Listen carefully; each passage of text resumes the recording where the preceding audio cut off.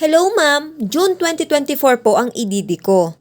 Nag-start po ako maghulog sa SSS ko 2014. Natigil po siya ng 2019. Tapos, nag-start ako maghulog ulit noong April 2023. Last hulog ko po, December 2023. Kailan po ang qualifying months ko? Pwede ko pa balakihan ng hulog ko sa January 2024 para mas malaki ang maternity benefits ko? Hi Beb! For today's video, sasagutin natin yung question ni Beb J. Ann. Beb, kung ang EDD mo ay June 2024 at para malaman kung ikaw ay qualified sa maternity benefits, i-exclude natin ang semester of contingency mo na mula January 2024 to June 2024. Now, ang magiging qualifying months mo ay mula January 2023 to December 2023.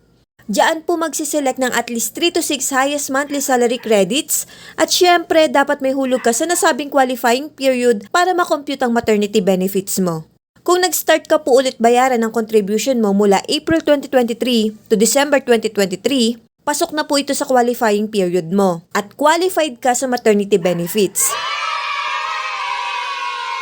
If ever na balak mong lakihan ang hulog mo for January 2024, ay pwede naman po. Pero, hindi na po ito mapapabilang sa computation ng maternity benefits mo. Sana'y nasagot ko ang iyong katanungan. Thank you and God bless. Follow for more!